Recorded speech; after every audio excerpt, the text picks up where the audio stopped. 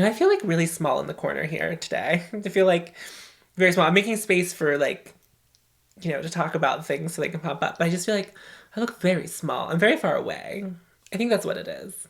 And you're high. Look how high you are. You're so high.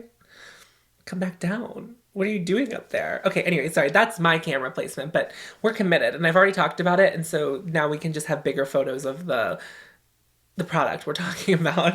Hello and welcome. My name is hautemesstom and thank you so much for clicking on this video. If you are new here, hi. On my channel, we like to be critical not only of new releases, but also my makeup collection as it currently stands. I'm currently on a 6-month no-buy, so that is affecting how I feel about new releases. Today we're gonna be doing an anti-haul. Now, anti-hauling created by Kimberly Clark, the concept, the drag performer, Kimberly Clark. I will link her channel down below if you are interested in seeing her anti-hauls. She did them for a while, doesn't seem to really do them anymore. She's back on YouTube, which is exciting to see. This functions a lot like a new makeup release video as opposed to the traditional anti-consumerism side of things with an anti-haul, but I call them an anti-haul because I'm on a 6-month no-buy. Let's just jump in. Now, it's a very informal process what we're about to do. I'm gonna open up Trend Mood. I'm gonna open up Makeup Release Radar. I'm gonna open up Chic Profile Official. I will have all of those linked down below in case you are curious as to where I get this information from. So I have saved a couple of things that I would like to discuss with you, and then we will also look at the profiles live to see if anything has come in since I last saved. But I checked this morning. I didn't think I saw anything that I felt compelled to talk about. I would like to talk about the Little Twin Stars collection with Wet n Wild. And the only reason I bring this up, sure, I could really deep dive into this and talk about anything about this other than what I'm about to say. But I think this was a mistake. And the reason I truly feel that this was a mistake is because Sugar Pill already had done a collaboration with Little Twin Stars, and it didn't go well. It didn't go well. Is it focusing on Marina and not me? Okay. We'll keep a lookout on. Don't try your shit, Marina. And that Sugar Pill collection, I think you can literally still buy stuff from this collection from Sugar Pill's website. And that was years and years and years ago. And so I just can't imagine this selling well. While this might feel more comprehensive and better as a collection, perhaps, maybe I think the Little Twin Stars are cute. It's a lot. And also there's like candles. Is that a candle?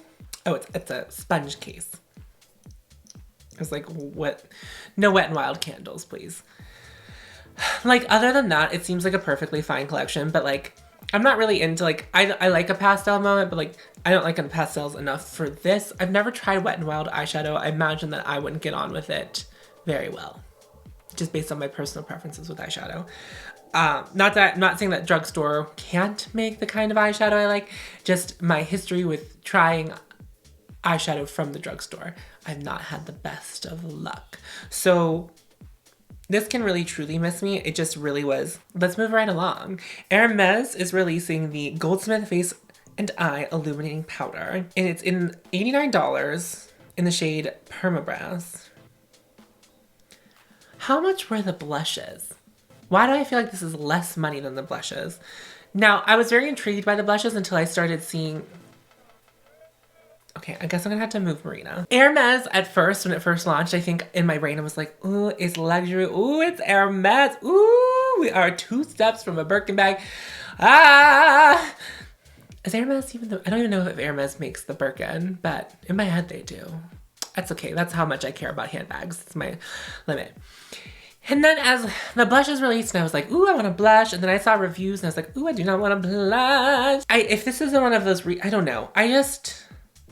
I feel like I am currently in a space where I'm uninspired by beauty quite a bit.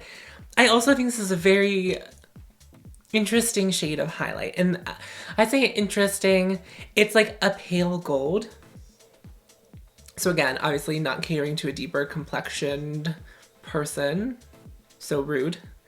I don't know that I want like a sheen of that going up my cheek.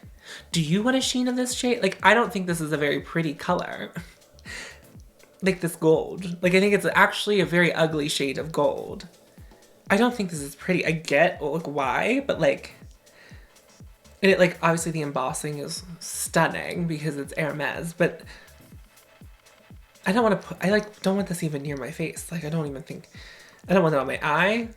This one's a full mess. This is a full Hermes. A full mess. Jaclyn Hill. Miss Thing. What is this face palette? Jaclyn Hill. It didn't really just, let's talk about this. Can we just like talk about it for a second? Can we just think about this? So one of Jaclyn's biggest criticisms in her makeup line thus far is the lack of inclusivity. Now, I remember I feel like the blush bronzer duos, there was not as big of a flack, but then whenever there was that summer bronzer, cream bronzer situation, there was like 5 shades and they were all very similar. So like nothing deep enough for someone with any pigment, melanin in their skin to use. Now, this barely looks deep enough to work on me. I know you're probably trying to say that like, oh, like there's a highlighter for light colored skin, there's a highlighter for deeper skin, and then there's a universal blush. Let's stop using the fucking word universal when we're talking about complexion products, because it just isn't a thing. It just isn't a thing. Like we know that. And so for you, Jaclyn Hill, to not only not even try to make multiple palettes for multiple skin tones, it's just like, I'm only making the one. And I have feelings about face palettes as it is. Like, I just think they're stupid, especially when they try to cater to just like more than one skin tone. So like if there's like a light, medium, medium, deep, it's like, what does that mean to you, brand? What does that mean to you? Because if it's, let's say it's a four shade palette, if there's 2 light and 2 medium, and then 2 medium deep and 2 deep, I am still buying a palette that I cannot use all the shades in. So no, I do not want it. And so I don't want this. I think this is atrocious. This is an atrocity. Also, I do not know. They kind of look like creams. I don't know that they are. I'm sure that people already own this and have talked about it, but like the face palette really upsets me. Don't even care if it's the best performing powders or creams in the world. I do not care. Jaclyn Hill, get it together, please. I'm like tired of it. Let's move along. Pur Cosmetics is releasing liquid shadows. And I think the reason I marked this up is because there looks like there's some beautiful textures happening in these. And I think they look very, very pretty. And they're only $8.50. So now, would I even buy these if I was on a no buy? Absolutely not. Me and liquid shadow do not get along. As someone who has very, very oily eyelids, there's like no way to prep my eyes for a liquid bait, like for a liquid shadow, to then, it just always breaks up. It always breaks up fast. Liquid shadows break up on my face very quickly. So I just find them to be really, really pointless. Just like very, very pointless. I think they're very beautiful. I think looks like you could use some of them as toppers, which is like really what I would want them for. But I could also see them breaking down what's underneath.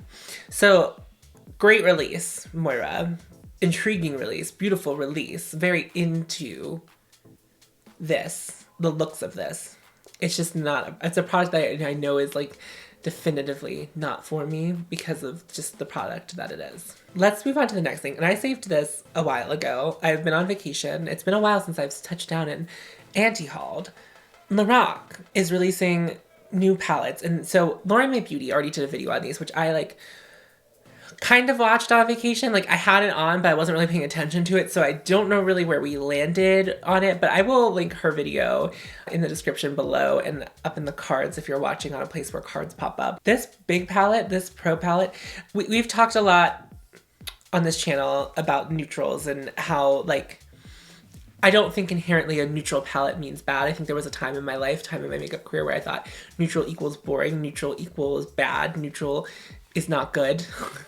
But as I age, I think, but also as I feel like I'm settling into the kind of makeup that I like to do, I really appreciate a good neutral and a good neutral palette. Now, do I need to own a neutral palette? I certainly do not. Anyway, the Pro palette Fairytale Forest, so the big one. I talked a lot. If you're familiar with me on my channel, I talk a lot about how I really prefer a smaller color story. But I do think this big palette is so gorgeous. Those shadows look incredibly beautiful and textured. And I have only ever heard good things about Lorac's formula. I just was never inspired by one of their palettes prior to this. This is gorgeous. It's definitely not something I need. Definitely not something I would buy even outside of my no-buy parameters. But I think it's gorgeous. Like it's an exciting presentation of neutrals. I want to touch that. I want to put it on my face. I'm so intrigued. And now I realize they have the smaller color stories, but those, I guess the curation of those color stories was not as intriguing to me as like the curating of these neutrals, because this, like I know you see this, but like this really scratches that beautiful neutral itch. Whereas when I talk about not liking a neutral palette, this means that it doesn't have the beauty and the texture and it's like the je ne sais quoi that I'm missing. This has all of the je, all of the say, and all of the quoi. Like I want all of those things. Like if I was at an Ulta, do they still carry Lorac and Ulta? And I saw this, I would go up, I'd spend a little time just like looking at it.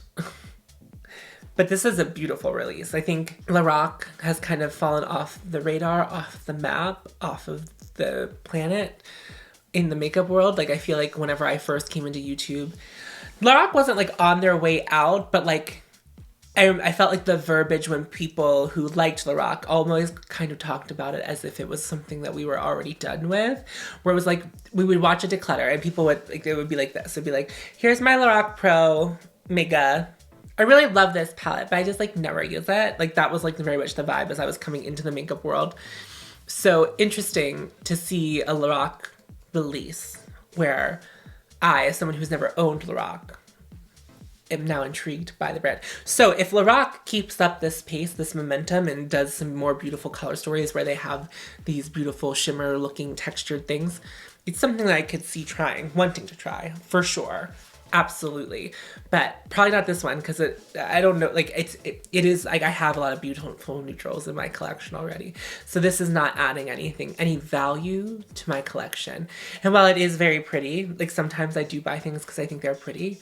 For example, the eyeshadow I have on my face came from the Gucci palette, which I really enjoyed using, but it's only my first time, so like don't take this as a review, but you know, it scratches a lot of itches beyond just performance, where it's just like a very beautiful thing to look at. So Disney and Beaute did a collaboration. They released 2 eyeshadows palettes with 6 shades in them. There's a Bambi and an Alice in Wonderland. Now, I'm pretty over the Disney collaborations. I don't know. It's very confusing to me because what is the regulatory situation with Disney? Because it kind of feels like Disney will sell the rights to anybody who can afford them, which they mustn't be that expensive because ColourPop buys the rights to them left and right. And I don't know if it's like certain properties within Disney cost different amounts, but like the logoing is like very clearly Disney using, you know, I don't know. Like, I don't know what to tell you. Anyways, so these palettes are ugly. These palettes are just ugly. They're pastel palettes and they're ugly. And that doesn't mean that I don't like pastel. I feel like I'm creating within this video exclusively. It's not that I don't like pastels. This is not a beautiful presentation of pastels. It's just like it's slapped. And so in both palettes, there are 2 shades that look exactly the same, like in the same palette. Like I don't know which one, the Bambi one, there are 2 blues. I can't imagine those blues reading very differently once placed on the eye. Plus the white and that baby pink gonna read very similarly on the eye. And then in the Mad Hatter palette or the Alice in Wonderland palette, there's a blue and a periwinkle, and I bet those look very similar on the eyes. And I can't imagine, like, they've swatched it on deep complexion. They swatched them both on deep complexion. I'm not buying it, Gia. I'm just, like, not buying it. Like, I don't think that's what, listen, no offense to Beauty Bay, but, like, this one's a miss. Like, I don't think that these shades are going to show up on deep complexion. And I've also only heard, like, very mixed thoughts on Beauty Bay's formula. And these are all mattes. And I can't remember if the mattes are the ones that like are better, but like, I don't know. Who wants this? Who wants this? Like, how is this color? And like, I can appreciate an all matte look, but who is this for? Who is this for? Who is this for? Is this for someone who's not a beauty lover? Because if it is, that also doesn't make sense to me, because Beauty Bay is not a retailer that I feel like a non-beauty lover is going to stumble across organically, because I think the non-beauty lovers who will occasionally buy eyeshadow they're going to do it at the drugstore, or they're going to do it at Sephora. They're going to do it at places where they know already. And this isn't it.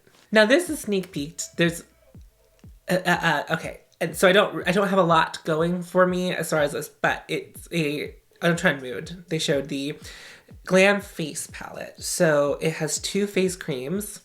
There's a blush and a glow. 5 eyeshadows. No, just stop.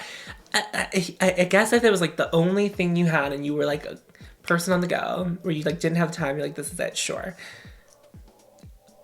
Famously said many times across the internet, across a criticism that many beauty creators have given to every single brand that no one seems to pay attention. There's like 2 big ones that I think brands just keep missing the point, is like, no, very few people really want pressed glitters in their eyeshadow palettes. That's like the first one. 2, no one really wants their face palette and eyeshadows to be in the same thing. They just don't. We don't want it. We just do not want it.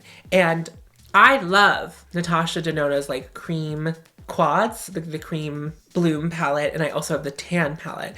And I really enjoy those quite a bit, but not this. And again, who are you catering to? That blush, I mean, just in this photo, obviously this photo definitely seems to be like an off the cuff. Someone took it with their phone, was like excited that they had it in their hands.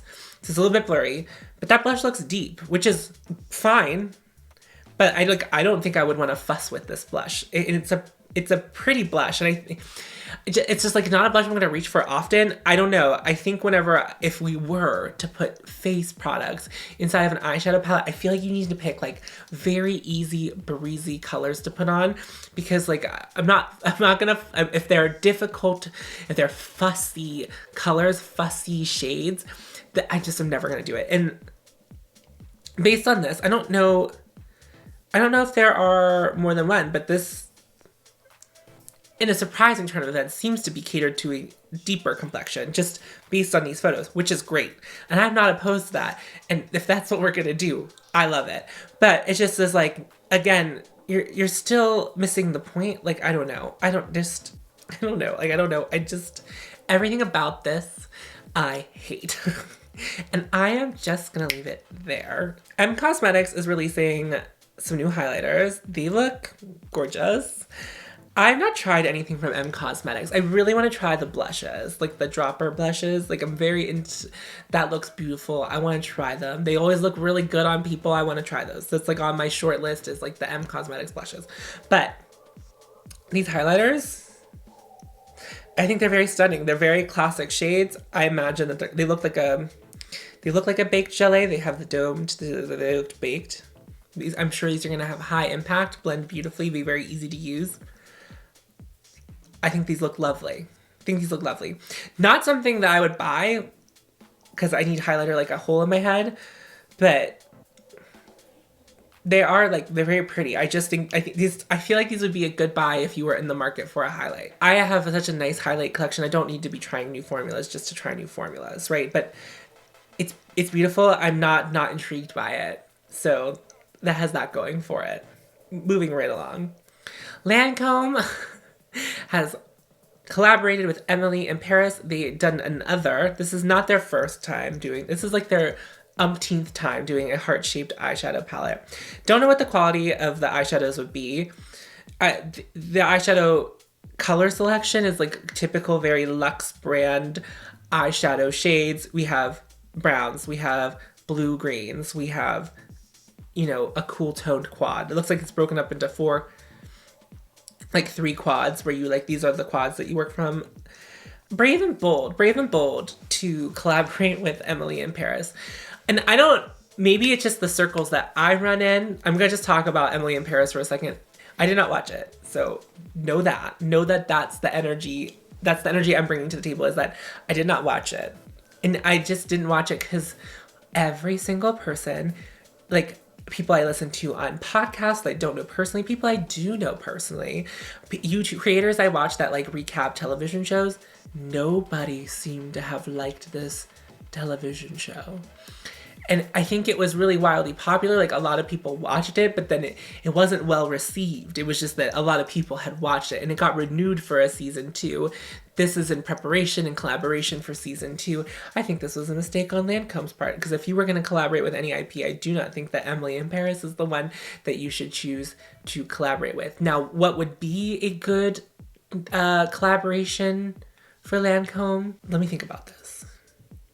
Okay, I've come up with one. I don't know if this works but it's all, so it's a nostalgia, like let's think it's going nostalgic, but also feels on brand. Where like if Lancome did the Devil Wears Prada collection. Has anyone done that yet? That feels like a missed opportunity by any brand. And ColourPop, do not take that one. I don't want to see your interpretation of the Devil Wears Prada because I don't give a flying hoot what you think that looks like, because it's not it. I want a luxury brand to do it. It has to be a luxury brand, like a higher end brand. It can't. I don't want it from the drugstore. You know what I mean? Like if we're gonna bother to do it, like this just like, I don't understand this at any point. And also just like, I don't care, Lancome. Just like, I would like to see, I would like to see more people talk about Lancome, because Lancome makes pretty beautiful products. I don't know about their eyeshadow, so not speaking to that aspect of things, but they make one of my favorite foundations. I love the Tenti Dole. Their lip stuff is very nice. I like a lot of what they do, and then I hate this. So can we make something that I'm very intrigued by, because this isn't it. Makeup eraser, again, Disney IP, has collaborated with Disney, the villains. So they're the mini ones. Why? I don't know about if anyone else has ever used a makeup eraser, but they look like trash after the first use. They look like immediately like trash. Even after you wash it, it's covered in makeup. So like, it's not gonna, like, these aren't gonna look good for very long if, you know, so I don't understand the point. This doesn't make me want to buy a makeup eraser. I don't know if they even picked my favorite IP to put on makeup eraser, that it would be something that I'd be like, yeah, I want to take off my makeup with that. Why? Why this? It's like ColourPop did it. They did it. And ColourPop did it one. It's like they know that using the villains for a collaboration is smart. But yet, I haven't seen anyone do it successfully in a way that makes me like want to buy. I think, didn't MAC do a villains collection too? I don't know. I want to, like, again, I would see like an artsy brand. I would want to see an artsy brand's interpretation. Like if Pat McGrath were to collaborate with the Disney villains, I would like to see what that looks like. Or Danessa Myricks collaboration. Because I think that would be more special. You would get like something out of it that these other brands have not been successful to. But especially makeup eraser, not where I'm going. So Pur Cosmetics collaborated with Nabela. They're doing a couple things. It's the palette. It's the palette. Just like look at it. What does that make you feel? It makes me feel ill. It's not good. Why does it look like that? I understand that like we are creating packaging and things in order to stand out from the crowd. So like when you open the palette, it doesn't look like anything else, but like, this isn't how I want you to reinvent the wheel as far as presentation of eyeshadow. Like this just upsets me. If this was in my collection, I would open it and immediately say, I remember why I don't use it. Like it'd be one of those things where I'd like over time, keep forgetting it, keep overlooking it whenever I'm picking out makeup to use. And I would be like, oh yeah, that's why. Cause I would see that and immediately remember that. No, thank you. No, thank you. No, this is And no, this is like no disrespect to the creator or the whoever this person that they've collaborated with. The shades aren't not pretty. The shades are pretty inside the palette. It's the layout that's got me really fucked up, and I hate that. I think that's ugly. Dominique Cosmetics released the Coral Blossom palette. So this is pretty to me. I love coral. I don't wear a lot of coral. Coral blush I do, but like on the rest of my face, I don't really, but it's a color that looks really good on me, and I don't know why I avoid it. I just feel like if I'm leaning into coral, I feel like I've made some distinct choice that has aged me, because I feel like corals are such a, I sold a lot of coral to older clientele at Sephora, and that's not even a bad thing. I don't know why in my brain it's like I've crossed some threshold by like leaning into coral, and I just can't do it. So at first, when I saved this to talk about with you, I was like, oh, this is a brilliant palette, but I do see some redundancy here. The browns specifically, I don't need all of them, right? There's like two of them look very similar. Like they just very feel similar. It's just like, I'm losing a little bit of dimension. There's not enough depth to the browns to make them different enough to make me feel like they are warranted. So we could have done some like deeper corals. We could have like done depth other ways other than just like these brown shades, these brown neutrals. However, that duochrome in the bottom right, that's fun. That's very fun. I don't know that I've seen Dominique do something like that cool, you know, with their eyeshadows. So it's like pretty, but it could have been a 6-pan or a quad. Like a brown, the coral shade, that mustard shade, and the duochrome, sparkly, whatever's going down there. I think that would have been much more intriguing. I think that choosing to go with 10 eyeshadow pans has disrupted the beauty of what this could have been, but I like that we did a coral palette. I think in theory it's very beautiful. I think in theory, I like that there's a charm and intrigue and mystery that I would like to explore. In reality, upon seeing it, it's like, this is not the way I'd like to explore that. Burberry is releasing a iconic face and eye palette. So it's 4 eyeshadows, and then there's a highlighter and a blush. I like Burberry Cosmetics quite a bit. I think they really nail it. They're very nice luxury. It's a luxury experience. Like it's very nice product. I do have a problem with the face products and the eye products being the same thing. I've not tried their eyeshadow, but it appears to be baked gelée, and I have one of their face palettes where the powders are baked gelée. They're very beautiful, very easy to work with, very easy to build up, very nice formula that they have going for them. Problem, again, having face products in an eyeshadow thing, you're not catering to everyone, and I think Burberry distinctly has a problem with not catering enough to deeper complexions, just full stop across their whole beauty line. So why aren't there versions of this for different depths of skin tone? So you kind of can miss me with that, but I look at that and I think it's very pretty. I look at it and it makes me want to take out my wallet, even though I don't know that I'm that interested in what's going on in the inside. I'm just like intrigued by the beauty of it all. And so I've gotten ahead of myself. So like taking a beat to look at it more comprehensively has made me say, this is not something I would ever use if it were my collection. I'm not even that tempted by it, but just knowing the beauty of using a Burberry product and like knowing how it's going to perform and knowing that luxury of it, it makes me think, oh, I would love more of that. And this is just more of that. Okay, let's talk about the new Huda palette with the Rose Quartz collection. Let's just talk about the palette. She went out of her way. She went out of her way to, again, put one of those clear, glossy things with the balls of pigment in it into another palette. Now, I don't know why Huda can't just let things be in her 18-pan palettes. There's always like a surprise cream, a surprise liquid, a surprise gel component to one of the shades. And it's just completely unnecessary. So I had the new Nudes palette. When I tell you, I did not even realize that one of the shades was supposed to be an eye primer until I stuck a brush in it to use that shade, and it was cream. And I was like, that's a cream product. I guess I didn't even clock it. Like I was just using it. I don't need this. I don't need all of this. On the flip side, this just looks like the new Nudes palette with some lavender. So it's like some kind of combination of the Mercury retrograde and the new Nudes. And those two palettes aren't even that far apart. She really likes a purple mauve color story.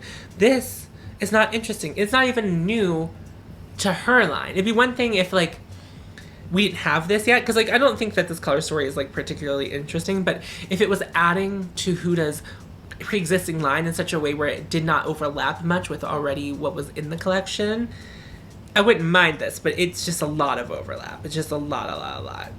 The shimmers look pretty. The Huda 9 pans I do not get along with. The 18 pans, I find her shadow is pretty easy to work with, specifically her matte. Her mattes are pretty blendable, so like I don't mind using Huda in the 18 pan. I don't know if the formula is actually different, but I've not had luck with the 9 pan formula from Huda. Sure, this is certainly happening, but it's certainly not interesting. Trixie Cosmetics released Just a Girl collection, and I'm going to finally pay Trixie a compliment that this blush palette is very beautiful. Now, they're always cute. They are always cute.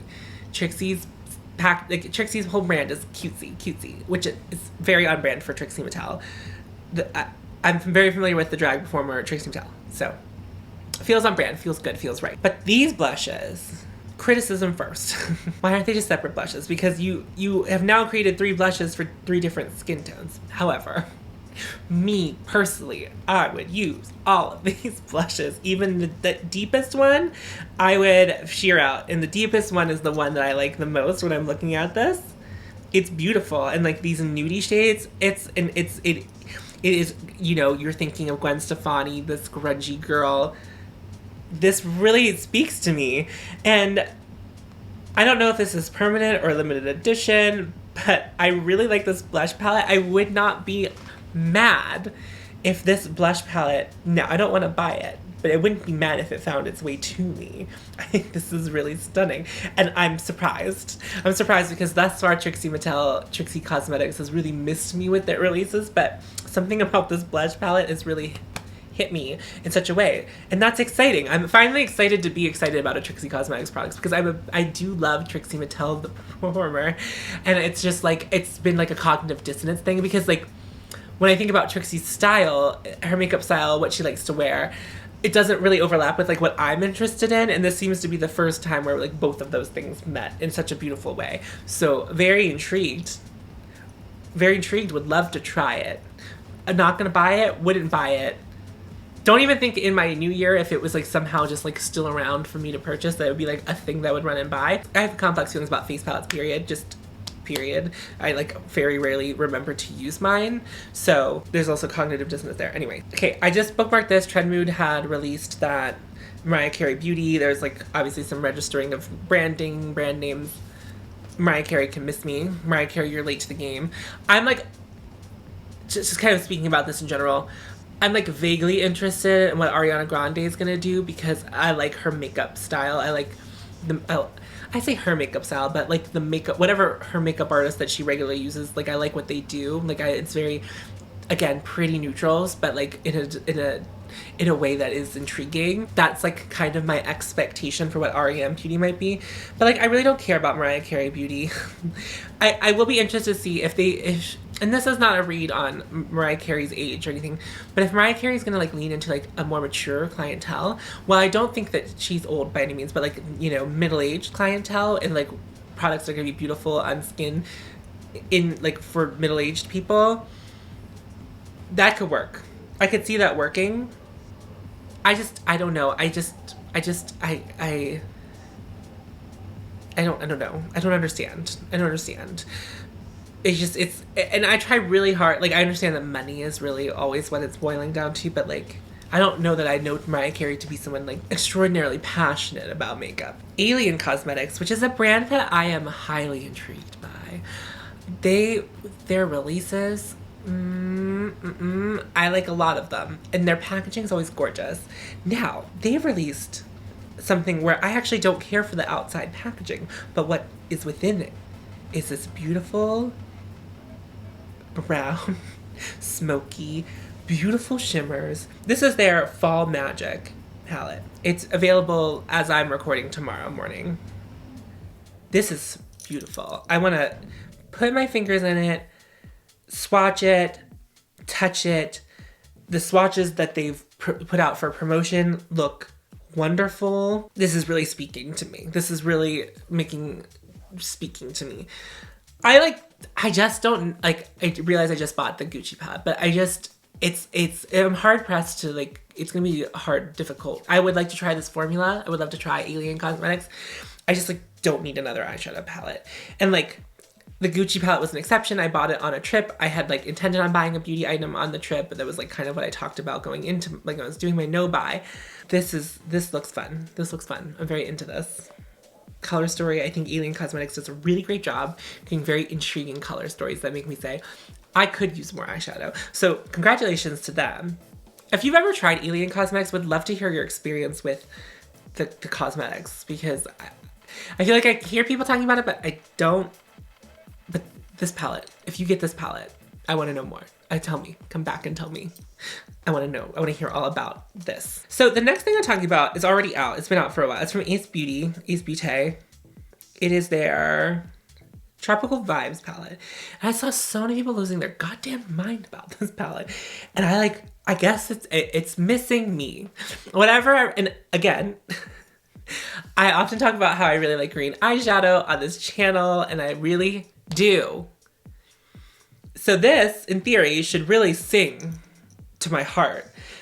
When I look at it, I think it just feels so uninspired. It feels flat, it feels dull.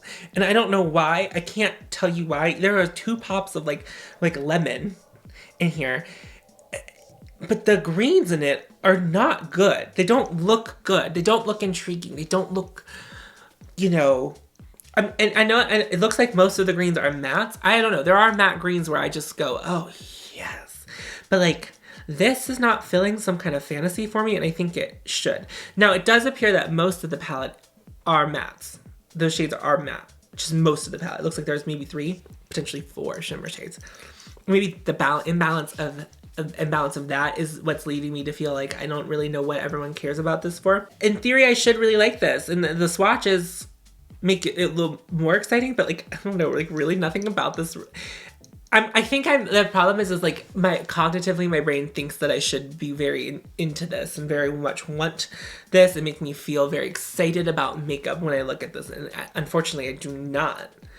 But it's certainly made other people happy, so I'm excited. So for those people, but I think Ace Beaute is probably a brand that like I'll probably never get around to trying. I don't know. Every time creators I follow talk about them quite a bit and like end up getting them in PR or picking up Ace Beaute, but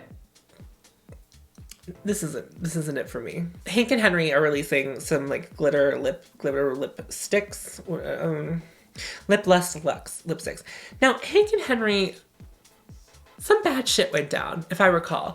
And I think that happened before I was in the makeup space. I just remember I've watched some videos where people talked about Hank and Henry. There was a scandal. I just want to talk about this product, so let's forget about that. But I just remember like that being a thing. These lipsticks with these glitter on the side, brands keep doing them, and they always go on sale. They always get marked down. People do not want these.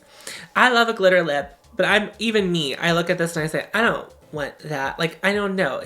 And I always think the glitter, in theory, sounds like it's gonna be very pretty and sparkly, but I think it already looks like moldy when you buy it. Even though it's like glitter, it looks like it has like a weird texture on the outside. It's like non-appealing sensation looking thing for me. So I don't know, and it's always around the holiday times. Some brand, there's always, like Givenchy always has new ones. It's like, I don't know why we keep doing this. Okay, Sheen Cosmetics is releasing their Meraki palette. I don't know, I hope these aren't glitters, but this is very pretty. These all look very textured, very shifty. There's a couple that definitely are shifty, but then other shades that are just beautiful, and I think they appear to be shifty because they are beautiful. This is very gorgeous. This is very exciting. All shimmer, head to toe, 9 pans. I think if you don't have anything that looks like these eyeshadows in your collection already, this might be a good buy, assuming that they're not glitters. Because if they are glitters, then I retract my statement. But this is very pretty. And I think, like, this makes me go, oh, I love makeup. Isn't it so fun to put on makeup? This makes me feel like this would be so much fun to play with. The textures are beautiful. The shifts are beautiful. I just think this would be a lot of fun. And I think, again, like I've not heard anything about the brand Sheen, so I cannot speak to the quality. But if we had heard at some point that these are like very nice quality shimmers, wouldn't be a bad buy for someone who's looking to expand their shimmer collection if they don't have a very large one. I would say if you already have a very large shimmer collection, you probably very likely have shades like this.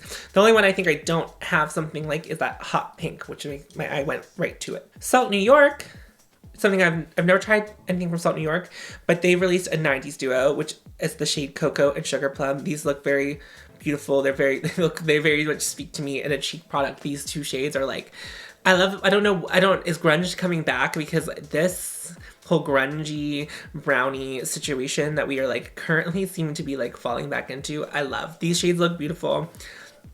I heard great things about Salt New York from multiple creators. So if it's permanent, I would love to like try them in time, but I don't think that now is the time.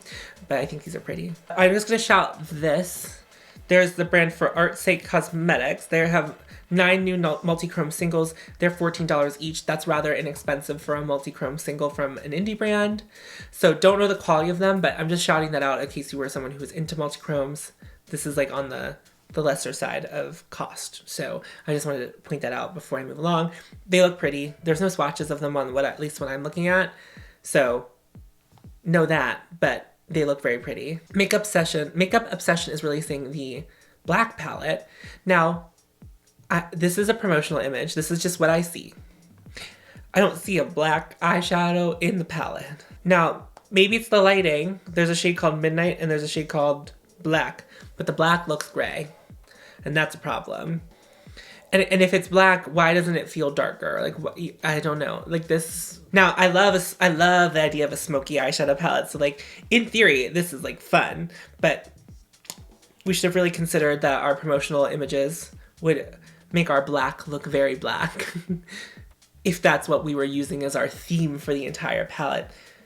Whenever I look at this, it looks charcoal gray, which isn't black, which is, we have failed somewhere in our marketing here. Doesn't mean that it's not black, but in the marketing it doesn't look black. So that's why I clocked that. Finally, what I would like to end this video with is Lisa Eldridge. Well, she's releasing liquid eyeshadows. I don't care about those. I already talked about how I'm not very interested in liquid eyeshadows. She is releasing a foundation now. I'm slowly building myself as someone with a reputation as being a foundation queen, foundation legend, and my love for foundation. Whenever they said Lisa Eldridge foundation, my brain said yes. Said yes. This is 100% something that after I declutter, after I get through some things, is going to be very likely the first foundation I run to try. Well, and I also have the luxury as if I'm not buying it now. If other people try it and it's terrible, then I don't even need to like bother.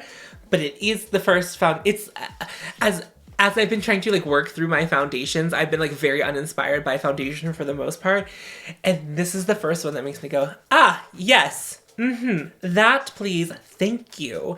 I want to try this foundation. Full stop. Full stop. I also want to try the glowy thing from her. I don't actually have any products like that people use as a primer or a highlighter, and I want to try that, and I want to try Lisa Eldridge's. So I'm very intrigued by this foundation release. Very excited, hoping it's lovely, so that when I can go buy it whenever I have freed out my collection just a little bit.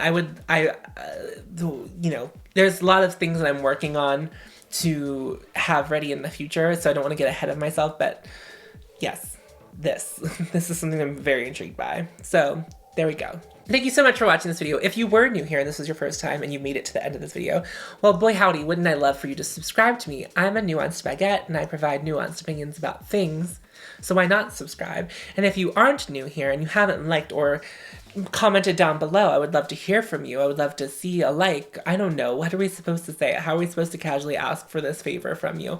So there I am, casually asking for the favor of you to like this video. And if you want to hear more of my voice, as if I hadn't egged on so long for this video, if you want to hear more of my voice, I am on a couple podcasts. They're all in the link tree in my description box below. And so if you also want to follow me on Instagram, that is a good place to find that link. I'm hautemesstom on everything, so just follow the hote. Follow your hote. Follow your haute, and you will find me. That was so stupid. Okay, I really gotta go. I'm getting a little bit delusional. I've been recording for quite a while today. I will see you in my next video. Thank you again so much for watching, friends.